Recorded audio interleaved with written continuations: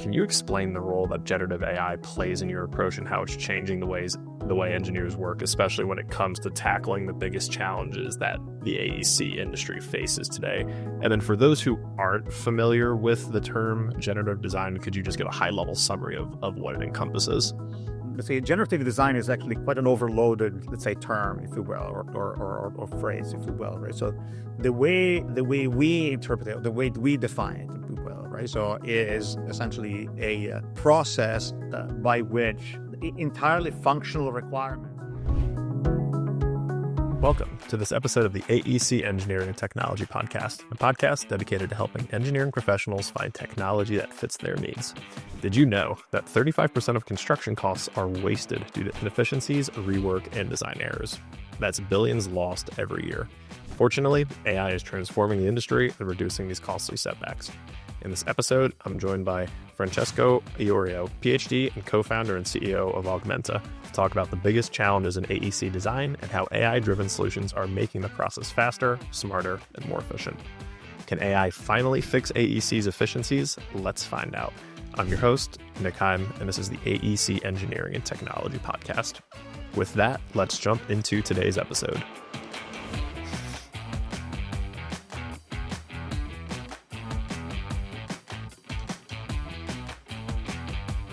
Okay, it's now time for our conversation of the week with Francesco Iorio. Francesco, thank you so much for making the time to join the show, and welcome. Thank you for having me. To the audience, we got another good one for you, so I'm gonna jump right into it. So, Francesco, like we always do, getting our guests kicked off here. Can you tell us a little bit about yourself, your background, and what inspired you to integrate AI with the AEC industry, and how that path eventually led you to co-found Augmenta? Certainly, pleasure. So I grew up actually in a very small town in the north of Italy, so not too much to do there, not a ton of opportunities. So I really from very early age, I learned the lesson of kind of what it means to do as much as you can with the means that you have. And so that actually, it's kind of a distinguishing point that kind of followed me throughout my career, right? So as in, I've always had kind of a knack and an eye for essentially efficient usage of resources, like optimization kind of became kind of a theme kind of in my life and my career, certainly my professional life, right? So, and also as a consequence of not having a lot to do in a small town, right? So computers actually were starting to appear when I was a kid that were affordable for homes. And so I actually kind of took up computer programming actually as a kind of a mix, kind of, a desire to do something with these computers, but also having kind of a deep passion for video games at the time. So it led me to have kind of a first kind of career in games. So, and that was actually very conducive to essentially what I actually did next in my career as I switched to this field of computer science called high performance computing. And there's really kind of a segue of trying to, again, squeeze the most performance out of a computer system or games machine, essentially to actually make the best possible experience for the users. And I translated kind of that experience and expertise in using very, very large computing systems at companies like Silicon Graphics and then IBM Research, essentially, where I led kind of teams into solving very complex engineering problems with computers that were as big as a building floor, right? So very, very large amount of computational power, right? So that actually led me to join Autodesk actually in 2009, because at the time the cloud was essentially still a kind of a new platform. And so Autodesk actually had a strong interest actually for leading the charge in actually using the cloud as a new opportunity, right? So for services. And so I created there essentially the first experiments in what became known as generative design. So essentially I applied kind of my kind of knowledge of very large scale computing, right? So and applied it to mostly to fields that required kind of a deep simulation and performance analysis, actually intervention at the time, which were advanced manufacturing like aerospace and automotive, right? And so on. But then after essentially a few years of research and development in that direction, right? So I started noticing, the field of construction as being one that needed much more desperately, essentially, the aid of advanced design tools, right? So that have been kind of stuck for, kind of 30 years, right? So if you will. So Coincidentally, I actually met Alan Zemansky, who would eventually become my co-founder at Augmenta at a friend's wedding, right? So we started essentially conversing about the opportunity, and essentially we decided to take our own path and forge ahead, founding Augmenta specifically for the purpose of bringing artificial intelligence that has been, again, like the focus of my research for the last 15 plus years, right? So, but for the purpose of advancing the process of vertical construction design and engineering, right, as opposed to the previous experiences in advanced manufacturing. And so here we are. So, and it sounds like a journey of humble beginnings, like you said, making do with what you had, eventually leading to, like some pretty sophisticated research and development outside the AEC industry, bringing what you learned inside the AEC industry, working for, one of the bigger companies in Autodesk. Exactly. And then, meeting your co-founder, and now just kind of spitting everything off into the startup Augmenta, right? That's right.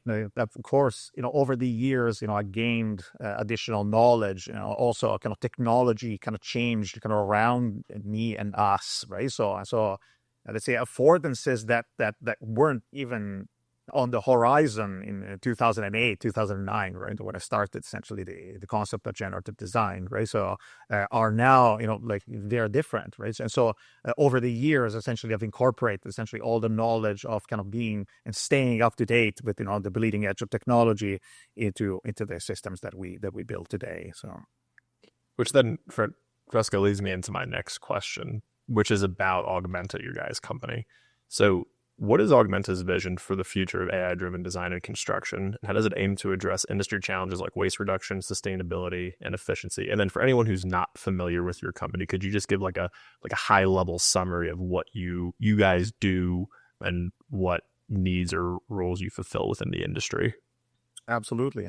So, our grand vision, if you will, is to substantially improve the construction industry, right? So again, like it's a grand challenge, if you will, but we strongly believe that technology affordances will allow the construction industry to implement solutions like ours, right? So in a way that it's not a zero-sum game, right? So that's really kind of the critical aspect that we're trying to produce, right? So in here, so the challenge that we saw and that we're trying to pursue is one where there's a really kind of ground up approach, right? So we see that essentially several of the trades, especially, are limited in the amount of work that they can produce. They are limited in the amount of skilled engineers and designers and talent actually they can acquire, right? So. But at the same time, we are seeing the projects actually becoming more and more complex, much more stringent, building codes and requirements, essentially developers and general contractors actually be asking, essentially complex scenarios, right? So, and that essentially kind of leads to a lot of rework, a lot of challenges in kind of matching teams of different nature, matching different requirements. Again, as you know more than me, right? So coordination, even the latest and greatest BIM workflows is actually still kind of very much a challenge, right? So in our path towards kind of reshaping or rethinking the way buildings are designed and engineered, right? So again, we're starting very much actually at the ground. It's actually where the design kind of really kind of meets the ground, right? So where building components actually need to be procured, where prefabrication actually needs to happen. So specifications need to be precise, right? So we're starting from the trades and let's say going kind of backwards upstream towards engineering, towards general contracting and architects. Let's say kind of backwards relative to, let's say, the traditional approach that computer design kind of tools and software companies have adopted, right? So, and this is actually, let's say, a distinguishing factor, but we truly believe that it is only this, let's say, a systematic kind of comprehensive, if you will, approach that will make a significant difference, right? That will actually kind of change the way the industry operates kind of fundamentally, right? That has the ability to bring together stakeholders that right now are not incentivized enough to share information, to actually kind of share, in sharing the advantage, if you will. So right now, there's a lot of approaches and technologies, even, right? So where it is a win for one stakeholder at the expense potentially or for another, right? So whereas we truly believe that solving, if you will, for the design challenge, right? So is something that has the ability to be beneficial for everyone involved. And I think you've given a nice high-level summary of the challenges the industry faces, and then essentially where you guys plug in to help solve some of those challenges. So my next question is digging deeper. And that involves kind of the nuts and bolts of like what you guys do in the platform. So can you walk us through how the Augmenta platform works? What are its core features, and how does it streamline the design and engineering process in construction projects?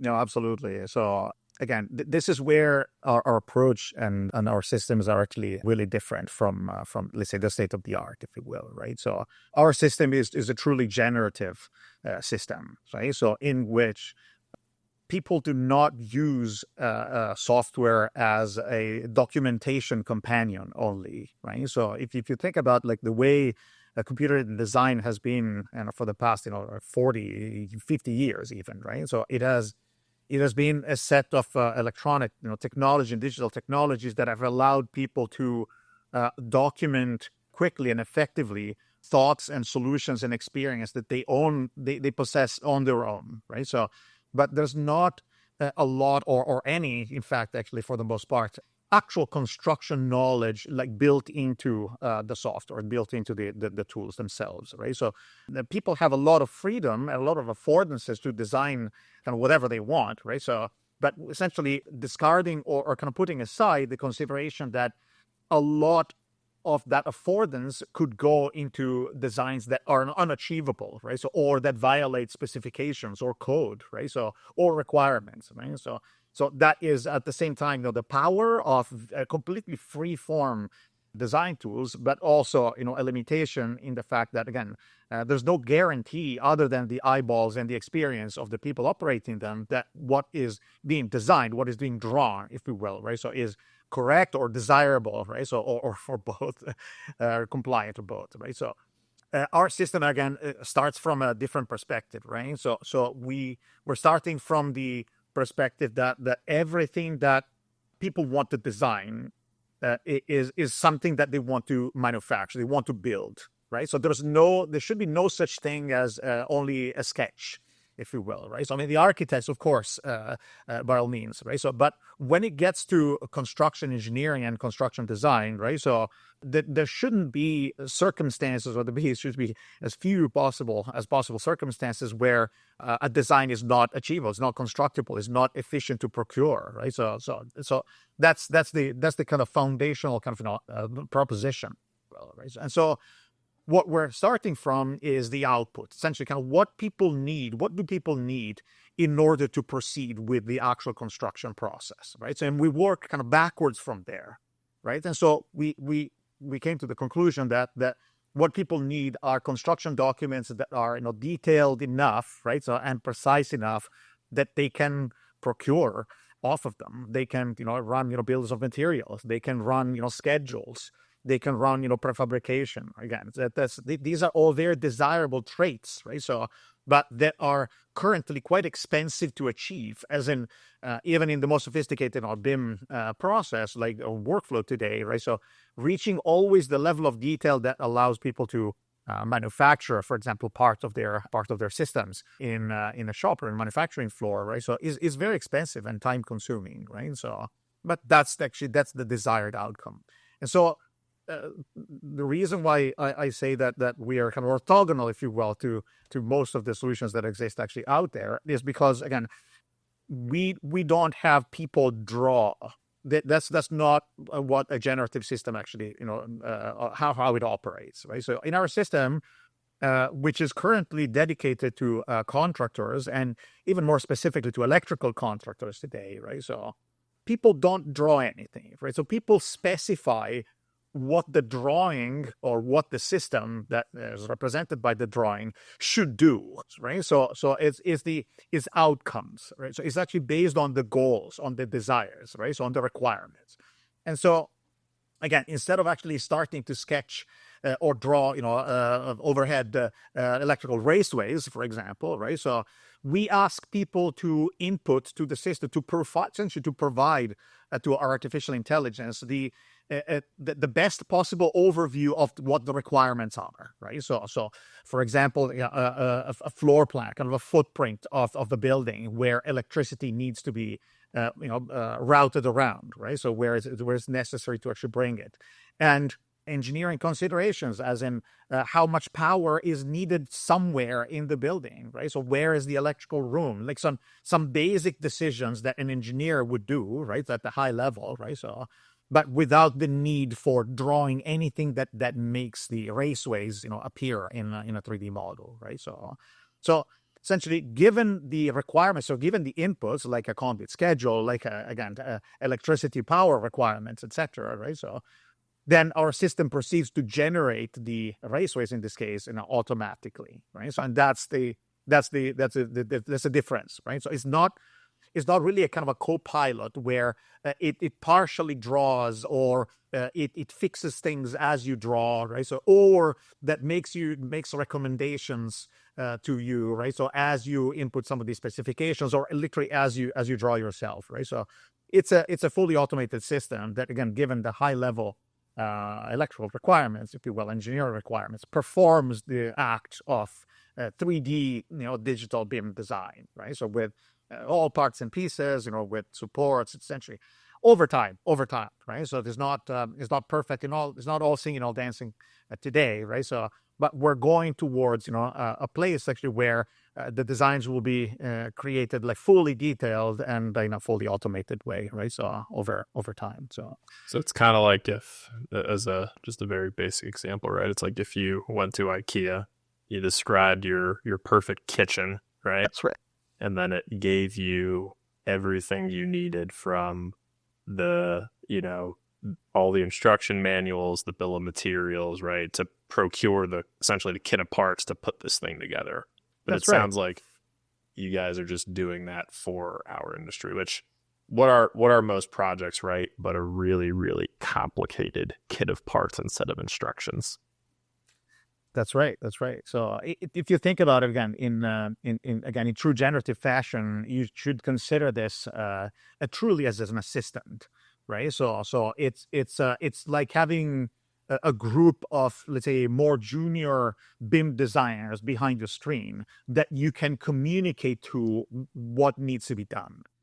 You want to supervise their work. You want to direct them into what they are doing, right? So, and you want to give, as precise specifications and requests as possible, right? So in order for them to perform the task that you want, right? So, but that's how the concept actually really works, right? So, and this really kind of unlocks, again, affordances that are different from, again, the traditional kind of CAD tools, right? So as in, our system can perform an exploration over a number of design options simultaneously, right? So, and that allows, for example, engineers to evaluate opportunities, where to place the electrical room on a floor, for example, and understanding the consequences that those choices actually have on maintenance, installation cost, on labor, right? So on parts, right? So, or choosing different kits of parts, right? So, or to choosing different, essentially having different requirements directly exposed to the system, right? Allows people to truly use optionality, right? To truly perform, a study, if you will, an actually more comprehensive study without having to wait for months for, an engineering or design team to, implement and essentially detail all of these designs, right? So a system like ours can deal with them actually simultaneously. And so it's something that it's an affordance that just never existed before, if you will, or that now all of a sudden people can leverage, right? And Francesco, I think we can all agree AI is it's a hot topic, and everybody's being exposed to it in one way or another, whether they like it or not. It's also got the potential to transform design. Can you explain the role that generative AI plays in your approach and how it's changing the way engineers work, especially when it comes to tackling the biggest challenges that the AEC industry faces today? And then for those who aren't familiar with the term generative design, could you just give a high level summary of what it encompasses? Sure. I mean, let's say generative design is actually quite an overloaded, let's say, term, if you will, or phrase, if you will, right? So the way we interpret it, the way we define it, if you will, right? So is essentially a process by which entirely functional requirements are translated into a design, right? So automatically into a design that can be actioned upon, right? It's high-level requirements to actionable design.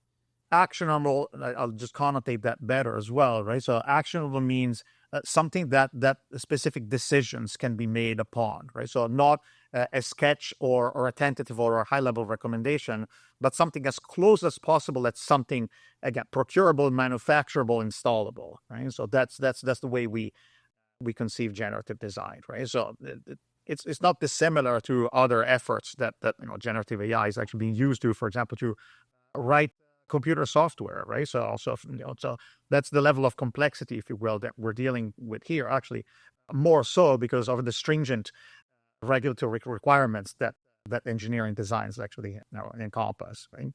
So the opportunity actually with AI is really substantial, right? So, and in my opinion, it really comes from the way the industry has evolved kind of over time, right? As I was actually mentioned before, right? So the challenge is that complexity in buildings and in building engineering, in regulatory compliance, right? So, and the radical, let's say, specialization, right? So of specific figures and skill sets in the industry, right? So have made it so that the problem has moved from one of let's say comprehensive understanding of a construction process or problem, right? So to one of coordination among a large amount of people with slightly different backgrounds, slightly different purviews, slightly different kind of competencies and goals, right? So, and so over time, we moved away and we tried to explain it in an article that we published kind of recently.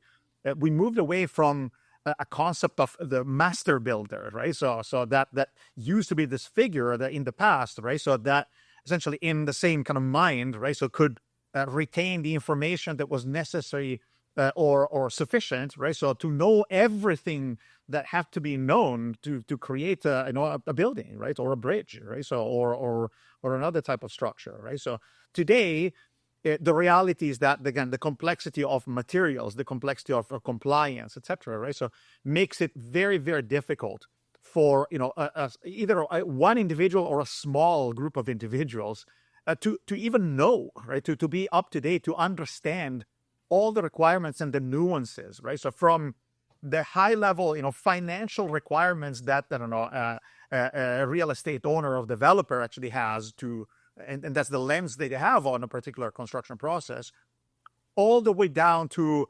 the tradespeople who in the field, care for a specific installation sequence or, the saving seconds of installing a particular type of bolt or insulation, right? So as in the nuance and the vastness of information that is required to do a good job, if you will, all around in creating a building design, right? So is really substantial, is unprecedented, right? So it's very very large, right? So the reason why we are so kind of bullish, right? So on artificial intelligence is because we believe that it is one of the highest points of leverage. Design is one of the highest points of leverage in construction, right? So again, as I said before, I strongly believe that having a better all-round design process will just benefit all stakeholders in the industry. And we truly believe that it is only through the usage of artificial intelligence that a relatively small group of individuals can have, again, a purview that is large enough to consider all variables, right? So or most of them, right? So rather than having or leaving some as an afterthought, if you will, right? And considering them only when it's too late, when there's no time left to make a change, right? So, or to understand the consequences of a decision, right? So the promise of AI, and that's really kind of where we think the true kind of power, right? So is really to bring all that expertise and experience, the collective wisdom, if you will, and experience, right? So of a number of different, practitioners, skilled practitioners, all the way at the beginning of the design process, right? So essentially having that information, that purview handy immediately, right at the beginning, where the requirements are being elicited, when the first sketches of a building are being, created by an architect, having essentially the engineering and manufacturing and installation and supply chain knowledge already available right there, right? They can guide decisions that, ultimately can reduce, the amount of material that otherwise will go to waste during the construction process, right? So, or having a much more thorough understanding of the performance, of the overall performance of a building. And again, the affordances and the trade-offs that could be had by making different decisions, which nowadays are really not accessible due to just little lack of time, right? So there's just not enough time.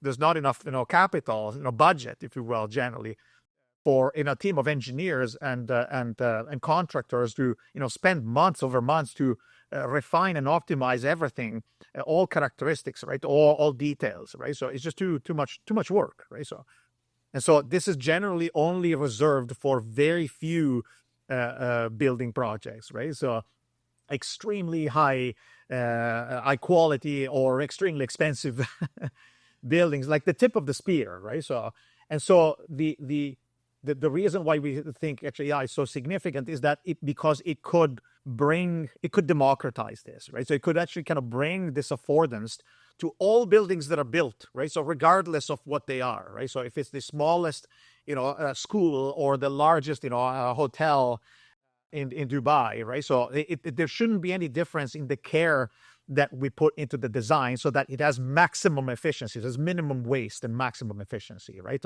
And of course, compressing the schedule as much as possible so it makes, economic sense just as much, right?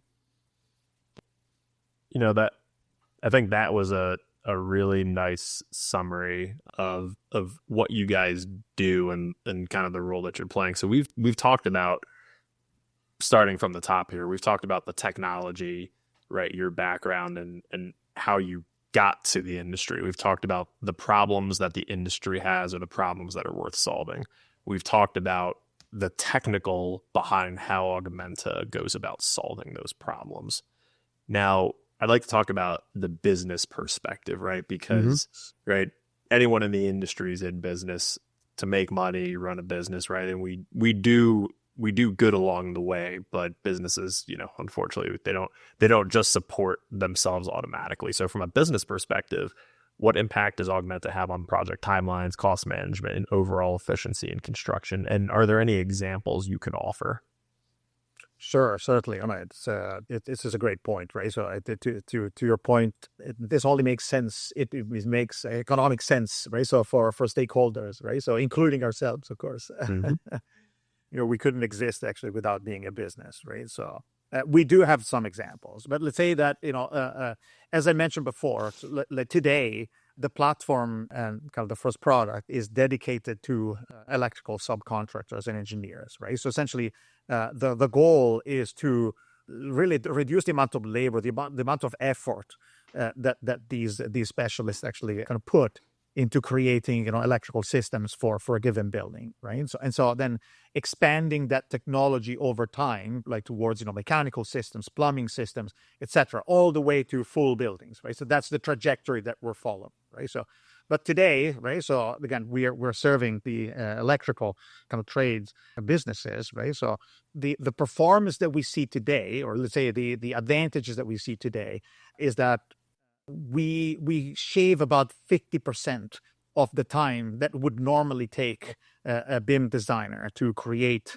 like essentially a fully detailed electrical raceway system for an average building, if you will, right? So we performed many measurements, if you will. We benchmark constantly essentially the performance of a person augmented, pardon the pun, but essentially augmented with our technology versus at the same level professional essentially performing the design actually manually.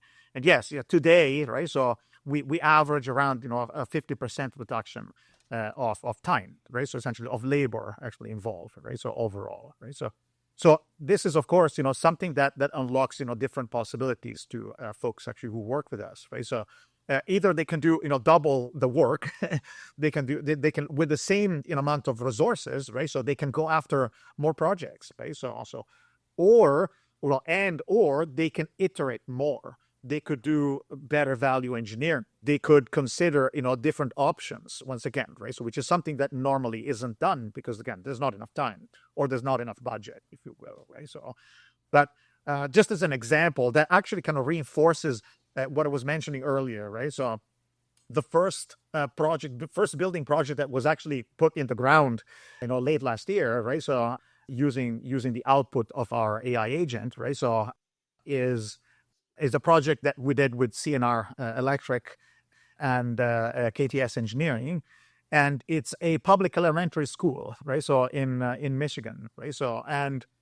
this kind of gives me kind of a strong sense of pride because again, it's not this luxury resort, right? So in an exotic region, right? So that would have had already the affordance, to spend kind of however much in engineering and design and optimization costs, right? But no, it's a building that maybe normally would not have had the opportunity to be designed in an effective, efficient way, right? So working with our technology, our friends and partners have been able to streamline the execution, right? So essentially, can use their resources more effectively, take a shorter amount of time to obtain a design that was efficient and effective, that then helped for them to prefabricate kind of portions of the raceways that were then installed on site, right? So this is actually very, very important actually for us because once again, our prerogative and our target is really to allow anybody really to actually kind of level the playing field a bit, right? So to allow actually folks to use these advantages actually kind of regardless again of the budget and regardless of the type of building that they're working on. And I like that example, Francesco, because you're right. It's these, let's say, simpler, more cost-effective structures that I think just due to the nature of what they are and who they serve, don't always get, let's say, like the luxury treatment like some higher end projects might do. And that's actually a great segue into our next question, which is on societal impact. So beyond business, right, there's societal impacts of anything we do in the AEC industry. So what are some of the societal implications of deploying Augmenta's platform, particularly regarding sustainability and environmental impact? Certainly, and again, the societal impact actually is both economic and then sustainability, right? So again, on the economic side, as you said, there are projects nowadays that are stopped because the margins aren't there, right? So because it doesn't make enough financial sense to actually start, right? So that's a challenge, like as in reducing the overall cost and reducing the waste. Right, so it makes economic sense that allows homes to be more affordable, to actually have like the cost of the built environment, right? So to get lower and then therefore more affordable. That's a non-insignificant societal impact in the long term, of course, right? So as far as sustainability, I mean, it's surprising always to me actually how little it is known kind of generally that the built environment is responsible for a really disproportionate amount of greenhouse gas emissions. Like as in people always focus on transportation, right? So I mean, rightly so, it's very visible, right? So, but the built environment is something that a lot, or the majority of people, in my opinion, actually kind of take kind of for granted. We live in buildings, we see them around, but no one really knows how they're built, how much power they use, like the small kind of a bit of smoke they actually kind of see coming off the roof, right? So what does actually that mean, right? So, and it's not the exhaust of a car, right? So it's a bit more detached, but in fact, again, it's around 40% of of total greenhouse gas emissions in the world, right? So is the built environment, right? So it's very interesting, like this dichotomy, right? So of the perception kind of versus reality, and sometimes this lack of perception also means that there's not a lot of emphasis actually on this, right? So just kind of in general media, if you will, right? So the goal, again, as I said before, is that we want the affordance of designing and constructing high performance buildings to be ubiquitous, right? So to be democratized, right? So there are ample opportunities, especially in the very, very long tail of buildings that are not designed to be high performance today. And again, not because of lack of trying or because ineptitude in the engineers, right? So it's just that there's not enough time, right? So there are not enough skilled people. There's not enough time. There's not enough money to make economic sense to design everything at the highest possible level of standards of performance, or even to investigate it, right? So one specific aspect is really throughout the life cycle of a building, and a performance oriented building, right? So we'll have lower overall emissions, right? So we'll use less energy to work, right? So to perform, right? So this is actually going to be a substantial change that adoption of a platform like ours in the fullness of time will lead to, right? So the other side actually is that today there's a challenge. There's the challenge of rework. So the lack of precision of the building designs that are created, again, people have timelines, right? There's only so much that people can do. Again, it's not ineptitude by any stretch of imagination. It's just generally just enough time. There's not enough time, right? So, but the lack of time and the compression of the schedules means that there are a lot of things, there are a lot of decisions that are left for the field to figure out at the last second, right? So, and that means wasted material that go into a landfill, right? Instead of actually being in the building, right? So, and rework, right? So things that aren't built the way the designer or the architect actually thought they would get built, and so they get torn down or redesigned or reconstructed. And not only is the delay, but it's also extra waste, right? So, and let's not forget that it's very interesting how there are studies that show how the majority of injuries in a construction site is on rework work. So as in, people care less about what they're doing, right, on the construction site when they are asked to tear down something that they just made and do it again than when they do it in the first place, right? So what I mean is that the effects, right, upstream and downstream effects of really consolidating the act of design into a much higher performant discipline, if you will, right? So that is aided by AI, has such a broad, again, it's so broad. So the implications are so broad that, again, that transcend even both the economic and the sustainability impacts, even as big as they are already, right? And speaking of the field, and you've actually given what I thought were some really good examples on the electrical side, right? Let's talk about the trades. So electrical being one, you've given, like I said, like a nice use case on how that specific design discipline and then trade can actually install. But how do you see other trade disciplines benefiting from the adoption of the platform and their workflows? And then can you give any other examples, whether you've worked with them or you have, some ideas in mind for the future? Certainly. Again, the choice of starting with electrical was intentional, right? So as in they are generally they constitute the last kind of step in the design process, and even sometimes in the installation. They have more flexibility, and therefore generally they are kind of pushed around by the other trades, right? Changing their designs as a consequence of changes in requirements or changes in space utilization that the other trades have, because they're more constrained by physics, effectively. Okay? So the intention of moving towards the electrical trades first, right? So it was really as a desire to provide the best most bang for the buck, if you will, to being kind of the first kind of trade to adopt this technology. Also, from a technological perspective, like purely, we saw that in terms of regulatory compliance and overall kind of rules of the trade, teaching an AI to do electrical was the hardest thing to do. And so we wanted to prove ourselves to ourselves that the approach was conducive to then moving towards multi-trade design, right? So now that we're there, we have confidence that that's the case, right?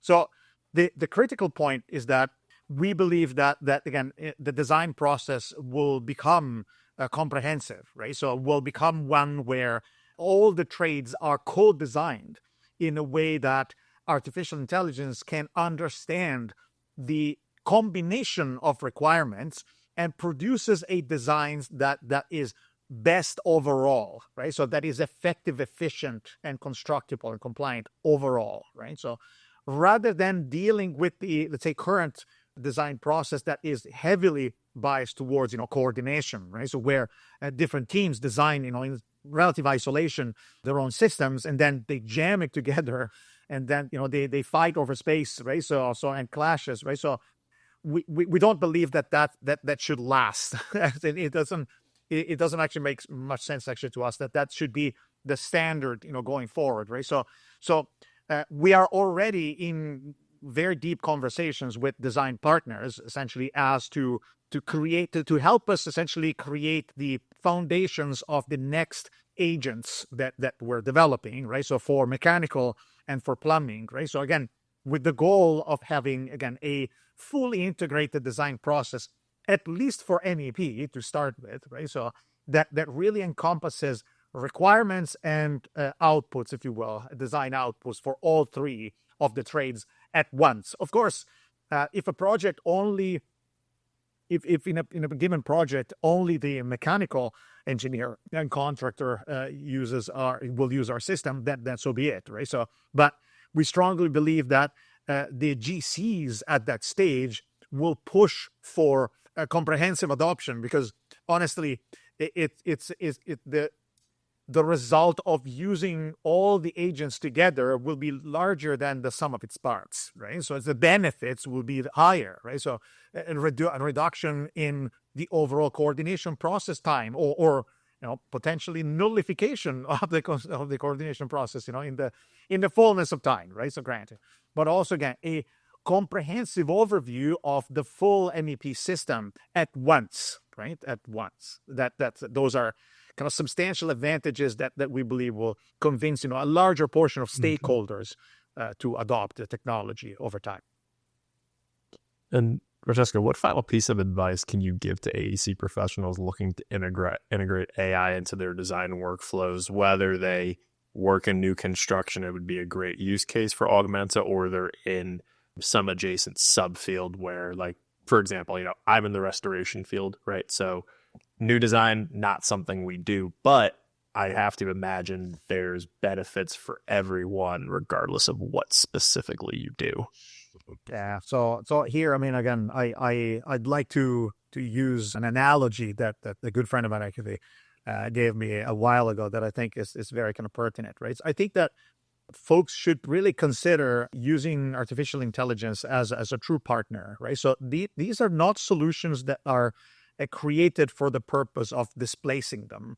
They're created for the purpose of extending their reach, their capability. It's like giving everyone their own team, if you will, right? So that's really kind of where we're playing towards, where we're moving towards. And so the analogy is like, if you were a musician and you had a chance to play with an amazing player, right? So an amazing jazz player, right? So would you be intimidated by them, right? So, or would you take the opportunity to learn something and to extend your mind, right? So your reach, to learn something that a book alone actually isn't necessarily kind of capable of teaching, or not even actually on the job actually sometimes, right? So that's really kind of what we ask actually people to do, is to at least be open to considering partnering with these types of technology, right? So it is already happening in several other fields, right? So, and people are truly actually finding it beneficial, right? So it supercharges essentially kind of their abilities rather than replacing their abilities, right? So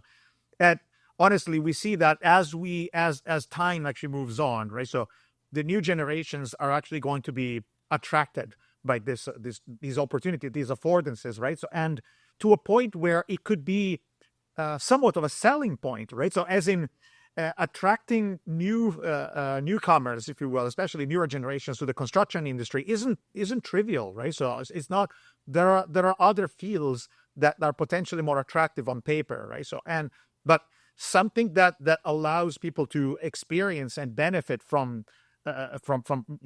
partnering with these amazing technologies could be a selling point, right? So to just attract and recruit, honestly, right? So on top of that. Really well said. And Francesco, thank you again so much for joining us today. If the listeners have more questions about what we've discussed, just want to chat with you, what is the best way for them to connect with you? They can reach out on LinkedIn, actually. It's on my LinkedIn profile, absolutely, right? So, or contact us actually through our website, right? So, and be sure to actually to say that you want to specifically talk to me, and I'll be sure to reply. Excellent. Francesco, thank you so much again for taking the time. This was a really nice show, and I learned a lot today, so I'm really glad you took the time to join us. Thanks so much, Nick. Please remember, you can find the show notes for this episode at aectechpodcast.com. There, you will find a summary of key points discussed in today's episode, as well as links to any of the resources, websites, or books mentioned during this episode. Until next time, I wish you the best in all of your engineering and technology endeavors. Thank you.